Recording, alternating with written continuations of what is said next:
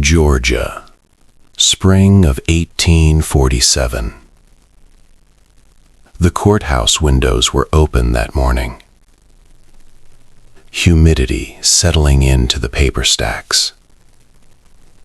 Ink softening at the edges. A clerk named Thomas Whitaker copied names from an estate inventory into the county ledger. Routine work. Mules, cotton bales, iron tools, 32 field hands. Then another page. Children.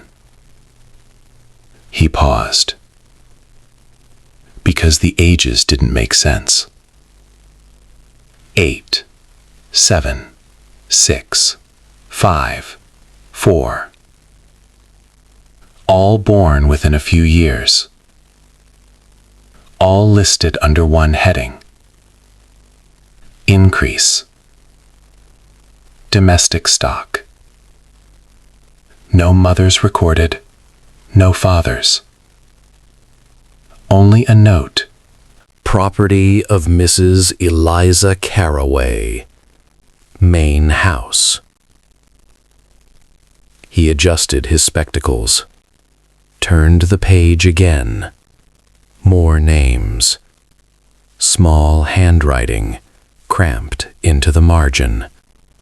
12 children. Then 16. Then 23. All assigned the same location. Not the quarters. Not the cabins. The house. The big one. The white columns visible from the road. He tapped the paper to dry the ink. The room smelled of dust and starch. Someone laughed outside.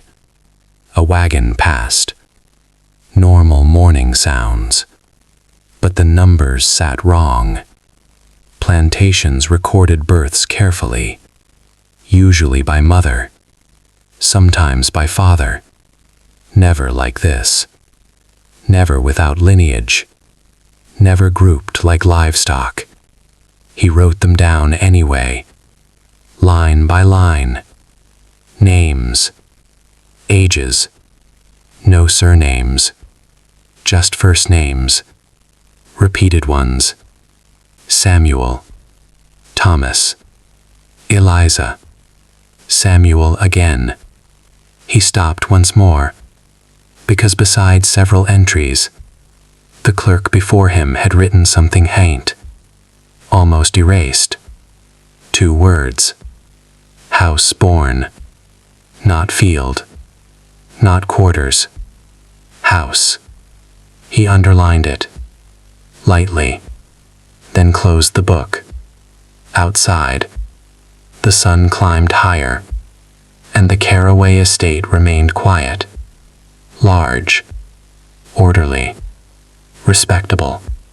Nothing about it suggested anything unusual. Only the records did. And records, if read slowly enough, sometimes said more than people ever intended. The Carroway plantation sat 12 miles outside Milledgeville. Red clay roads, low pine trees, cotton fields stretching flat and pale. Tax maps from 1846 marked it clearly. 480 acres. Main residence, smokehouse, gin shed, slave quarters. Standard layout. Nothing remarkable. Eliza Carroway was listed as widow, age 43. 2 sons. Thomas, 19. Edwin, 17. Her husband, Jonathan, had died of fever 3 years earlier. Probate records showed she inherited everything. Land. Debt. Laborers. 47 enslaved people total, including 6 children at the time. But the next year's inventory changed. The count rose sharply. Too sharply. No purchase receipts. No bills of sale. No transfers from neighboring farms. Yet by 1847, 71. Mostly children. The increase column larger than the adult column, which was unusual. Birth rates were rarely that high. Midwives' notes usually accompanied such numbers, but none existed. Church baptism logs for the area were thin too. Only 2 entries from Carroway land. Not 20. Not 30. Local accounts described Eliza differently. Quiet. Reserved. Rarely attended town gatherings. Paid taxes on time. Kept to herself. Neighbors remembered her sons helping with repairs. Fixing fences. Delivering grain. They rarely mentioned fieldwork. Most said the boys stayed close to the house. One traveler described the property in a letter. Strangely silent. Fewer voices than expected. Windows shuttered even during the day. Nothing criminal. Just contained. As if life happened indoors. The main house had more rooms than most plantations required. 6 bedrooms upstairs. 2 additional storage chambers. A cellar beneath. Built of stone. Cool even in summer. Carpenter's bills showed recent modifications. Extra locks. Interior doors reinforced. No explanation given. Only charges. Paid in full. On paper, it was an efficient estate. Profitable. Orderly. But the numbers kept drifting upward. Children. More each season. Without the usual traces that births leave behind. No witnesses. No announcements. Just ink. Multiplying quietly. By late summer, another clerk reviewed the estate. Routine audit. Cotton yields. Tool counts. Labor assignments. He noticed something small. Children listed without maternal tags. Usually entries read, Rose's boy, Dinah's girl. But here, just names. Alone. Samuel. Edwin. Little Tom. No woman attached. No family grouping. The children weren't placed with the quarters either. Their housing line read, domestic, interior, inside, which meant the main house again. Too many to be servants. Too many to be personal attendants. He flipped to older pages, cross-checked ages. Patterns began to show. Several boys shared similar birth months, 9 months after the husband's death, and again, regular intervals. Like clockwork, the sons' work logs were sparse during those same periods. Thomas, indoor duties. Edwin, house assistants. Weeks at a time.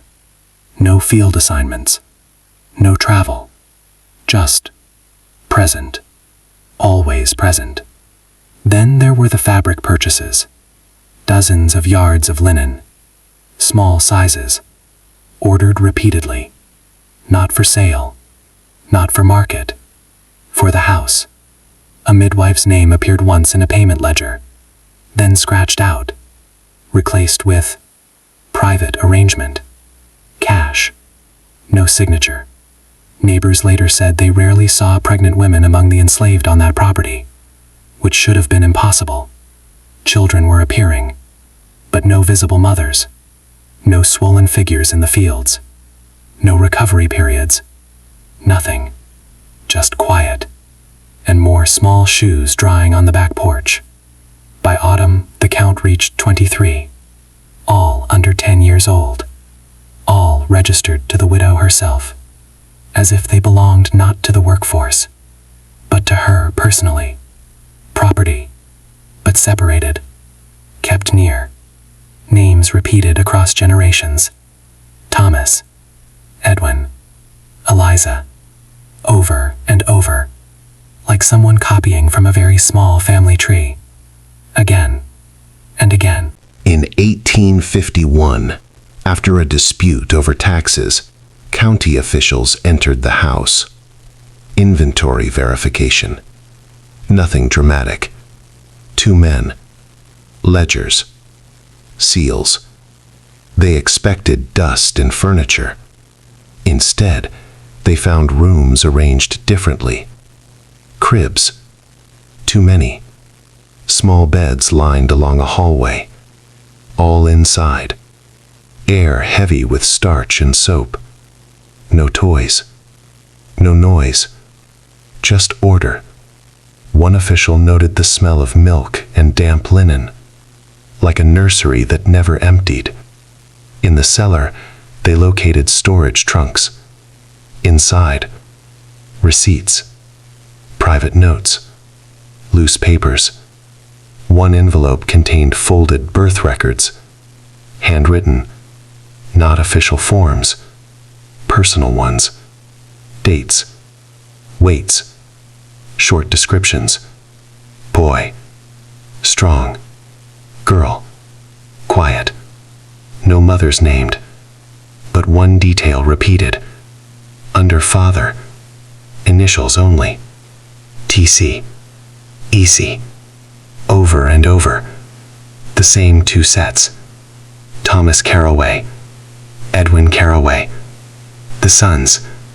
Each record signed by Eliza herself. Neat penmanship. Measured. Clinical. Like livestock tallies. Another note mentioned, keeping blood near the house for obedience. The wording was plain, businesslike, not emotional, just practical, as if describing breeding horses. The officials copied what they could, but nothing technically illegal existed in the statutes then. Ownership was ownership.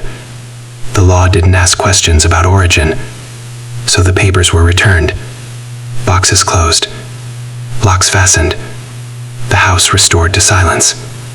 Only the copies remained, filed away, thin, almost forgotten.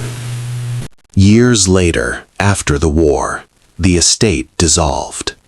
Land sold. House abandoned. Children scattered. Names lost. But the old county books remained. Dusty, stacked high, still carrying the numbers. 23 children, then more. All tied to one woman. All tied to 2 sons. No outside purchases. No documented mothers. Just controlled growth. Indoors. Close. Contained. The language of the papers never accused. It never speculated. It simply listed. Dates. Weights. Initials. But together they suggested a system. Deliberate. Private. A household that treated reproduction like inventory, where bloodlines were managed quietly, behind shutters, behind locked doors, not spoken of, not written plainly, only implied. The house itself eventually collapsed. Wood rotted, roof gone. But the cellar stones remained, cool, windowless, still smelling faintly of earth. When historians later reviewed the ledgers, they didn't add adjectives. They didn't need to. They only traced the columns, added the numbers, compared the initials, and then stopped. Because sometimes the record is complete enough, and explanation isn't necessary. There were no confessions, no trials, no letters describing motive. Only arithmetic. 47 became 71. Then more. All inside one house. All linked to the same names. In that period, the law viewed people as property, and property could be increased, managed, planned. so nothing on paper broke a rule, which is what makes the pages difficult to read. Not because they shout, but because they don't. They stay calm, orderly, neat columns, precise ink, as if nothing unusual happened at all. Just numbers rising, quietly, every season, like a harvest.